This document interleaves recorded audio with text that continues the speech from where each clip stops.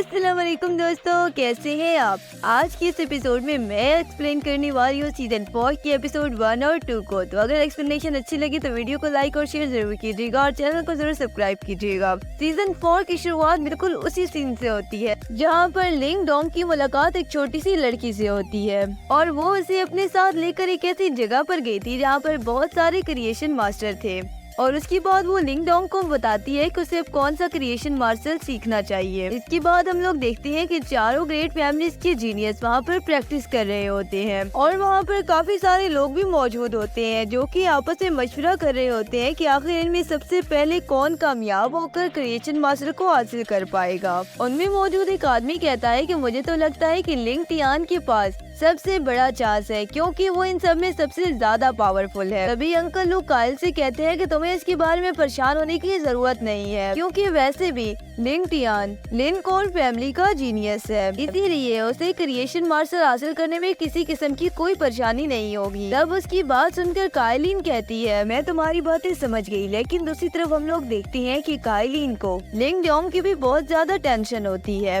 क्योंकि हमेशा वो कुछ न कुछ अमेजिंग चीजें करता रहता है। अभी वो लोग ये बातें कर ही रहे होते हैं कि वहाँ पर पावर में कुछ हलचल होने लगती है, जिसे देखकर सभी लोग कहने लगते हैं कि कोई अवेकन हो गया है।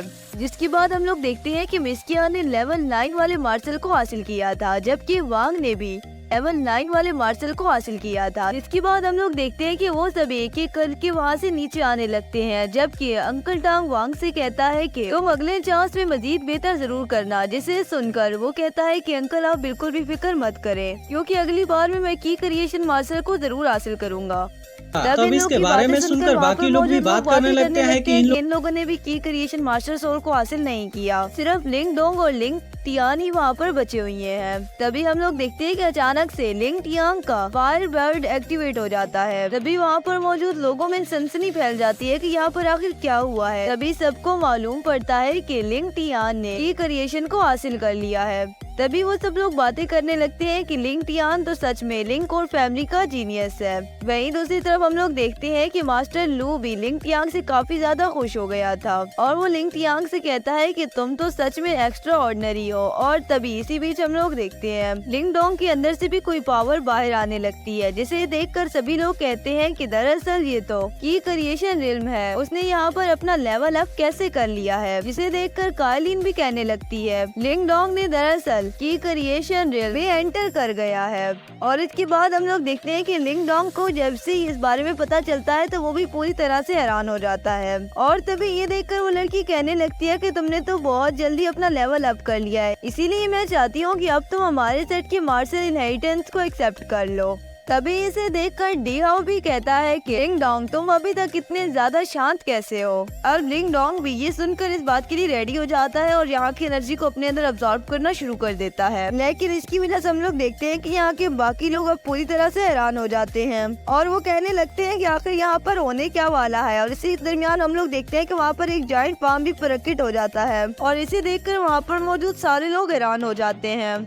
मार्शल लो भी कहता है कि मैंने आज से पहले इतना बड़ा मार्शल क्रिएचर नहीं देखा और साथ ही वो कहने लगता है कि आखिर लिंग डोंग ने ऐसा मार्शल क्रिएचर कैसे हासिल कर लिया, ये तो अपने आप में ही बहुत ज्यादा अमेजिंग है। और वहीं दूसरी तरफ हम लोग देखते हैं लिंग डोंग इस क्रिएचर मार्शल को हासिल करके काफी ज्यादा खुश होता है और फिर वो वहाँ से नीचे उतर आता है। और दूसरी तरफ लोग सारे ये बातें बना रहे होते हैं कि देखो ना, लिन फैमिली के 2 लोगों ने मार्शल क्रिएचर को हासिल कर लिया है, लेकिन वो अभी तक भी ये फैसला नहीं कर पा रहे होते कि लिंग टियांग और लिंग डोंग में दोनों में सबसे ज्यादा पावरफुल कौन है। तभी वहाँ पर मौजूद एक लेडी कहती है कि इन दोनों में से लिंग टियांग ही सबसे ज्यादा पावरफुल है क्योंकि वो लिन फैमिली में वैसे भी सबसे ज्यादा पावर रखता है, जबकि लिंग डोंग तो लिंग ब्रांच फैमिली से आता है। इसके बाद हम लोग देखते हैं कि लिंग डोंग यहाँ से जाने लगता है, लेकिन तभी कायलिन उसे मार्शल क्रिएचर को हासिल करने के लिए कांग्रेचुलेशन कहती है। तभी हम लोग देखते हैं कि मार्शल लू भी लिंग डोंग की तारीफ करने लगता है, जिस पर लिंग डोंग भी उसे ग्रीट करते हुए अपने बारे में बताता है। अब उसकी बातें सुनकर मार्शल लू भी कहता है कि कायलिन ने मुझे तुम्हारी पिछली स्टोरी के बारे में बता दिया है, लेकिन इस बार तुमने और लिंग टियांग ने मार्शल क्रिएचर को हासिल किया, इस तरह हमारी लिन फैमिली की ताकत और ज्यादा बढ़ जाएगी। लेकिन लिंग टियांग को ये सब बिल्कुल भी अच्छा नहीं लग रहा होता। अभी मास्टर लू लिंग डोंग से कहते हैं कि मुझे लगता है कि आने वाले क्लेन में तुम सबसे ज्यादा अच्छा परफॉर्म करोगे। इस पर लिंग डोंग कहता है कि मैं अपना बेस्ट देने की पूरी कोशिश करूंगा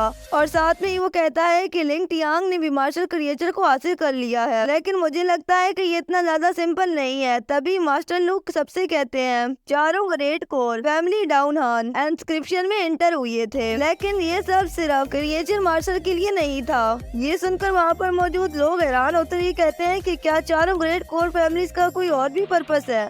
तभी अंकल लू लिंग टियांग से कहता है कि इस सब के बारे में तुम्हें अनाउंस कर देना चाहिए। वो मजीद बताता है कि इस मास्टर क्रिएचर इंक्रिप्शन के नीचे अंडरग्राउंड एनसीएस पैलेस भी मौजूद है। जिसके बाद हम लोग देखते हैं कि इस बारे में जानकर वहाँ पर मौजूद सभी लोग हैरान हो जाते हैं और तभी वो लोग कहने लगते हैं कि वहाँ पर तो फिर बहुत बड़ा खजाना भी होगा। उनकी ये बातें सुनकर लिंग टियांग कहता है हाँ, वहाँ सच में बहुत बड़े खजाने छुपे हुए हैं, लेकिन हम चारों ग्रेट फैमिली कोर्स आप लोगों से कुछ भी नहीं छुपाना चाहते, न ही हम उस खजाने को खुद हासिल करना चाहते हैं। इसीलिए हम लोगों ने डिसाइड किया है आप लोगों में से कोई भी अपनी एबिलिटी के हिसाब से वहाँ से ट्रेजर ले सकता है। उसकी ये बातें सुनकर सभी बहुत ज्यादा खुश हो जाते हैं, लेकिन तभी लिंग टियांग कहता है वहाँ से उस खजाने को हासिल कर पाना इतना भी ज्यादा आसान नहीं है। दरअसल वहाँ पर एक बहुत बड़ा गार्डियन मॉन्स्टर भी मौजूद है। इसके बाद ये सब सुनकर वो लोग काफी ज्यादा परेशान हो जाते हैं और वो कहने लगते हैं अब हमें क्या करना चाहिए। इस पर लिंग टियांग कहता है कि हम चारों ग्रेट कोर फैमिलीज उसके खिलाफ फाइट करने वाले हैं और अगर आप में मौजूद कोई भी हमारे साथ मिलकर फाइट करेगा तो हम उसके साथ वो खजाना शेयर कर लेंगे। उसकी ये बातें सुनकर वो लोग कहने लगते हैं कि लेकिन फिर भी ये सब बहुत ज्यादा रिस्की है। तभी इसी बीच हम लोग देखते हैं आइलिन इसके लिए रेडी हो जाती है और वो कहती है कि हमारा ग्रेट डीमन सेट इसके लिए रेडी है। जिसके बाद हम लोग देखते हैं कि फैंगली भी इसके लिए रेडी हो गया था और वो कहता है कि हमारा सेट भी इस फाइट को ज्वाइन करने के लिए रेडी है। लेकिन तभी डी और लिंग डोंग से कहता है कि तुम इसमें इन्वॉल्व होने की कोशिश हरगिज मत करना। तभी इनकी ऐसी बातें सुनकर वहाँ पर मौजूद बाकी लोग भी कहने लगते हैं कि हम भी इसको ज्वाइन करने के लिए रेडी हैं। ये बातें सुनकर लिंग डोंग कहता है मैं फील कर पा रहा हूँ कि वहाँ कोई बहुत ज्यादा खतरनाक ताकत है, लेकिन लिंग टियांग बाकी लोगों के साथ मिलकर उस फाइट के लिए रेडी हो गया था। इसीलिए वो सबसे पहले वहाँ की फॉर्मेशन को डिस्ट्रॉय करने का फैसला करते हैं और फिर हम लोग देखते हैं कि वो सभी बारी बारी उस फॉर्मेशन के ऊपर अपनी पावर का इस्तेमाल करके अटैक करते हैं और बहुत ही आसानी के साथ उस फॉर्मेशन को तोड़ देते हैं। उस फॉर्मेशन के टूटते ही सभी लोग बहुत ज्यादा खुश होते हैं और वो खजाने को लेने के लिए अंदर की तरफ भागते हैं। लेकिन दूसरी तरफ हम लोग देखते हैं कि लिंग टियांग अपने टाइगर सियाओ को यहाँ पर बुला लेता है और अब वो यहाँ से जाने लगता है। दूसरी तरफ हम लोग देखते हैं कि जैसे ही वो लोग उस जगह एंटर होते हैं तभी वहाँ अचानक गार्डियन आ जाता है और वो मॉन्स्टर गार्डियन दरअसल ब्लड वीड ड्रैगन होता है। तभी लिंग टियांग उन सभी लोगों से कहता है कि तुम सब लोग अब अपनी पावर का इस्तेमाल करो क्योंकि अब हम इसको मारने वाले हैं। और तभी वो लोग भी ये बात सुनकर रेडी हो जाते हैं और अपनी अपनी पावर का यूज उसके ऊपर करना शुरू कर देते हैं। लेकिन हम लोग देखते हैं कि वो वीड ड्रैगन भी अब इनके ऊपर बहुत ज्यादा गुस्सा हो गया था और वो भी इनके ऊपर जवाबी हमला कर देता है। अब इस हमले में उन लोगों को कितना नुकसान होता है ये तो आने वाले एपिसोड में ही पता चलेगा, क्योंकि हमारी एपिसोड यहीं पर खत्म हो जाती है। दोस्तों मिलते हैं नेक्स्ट एपिसोड में, तब तक के लिए अल्लाह।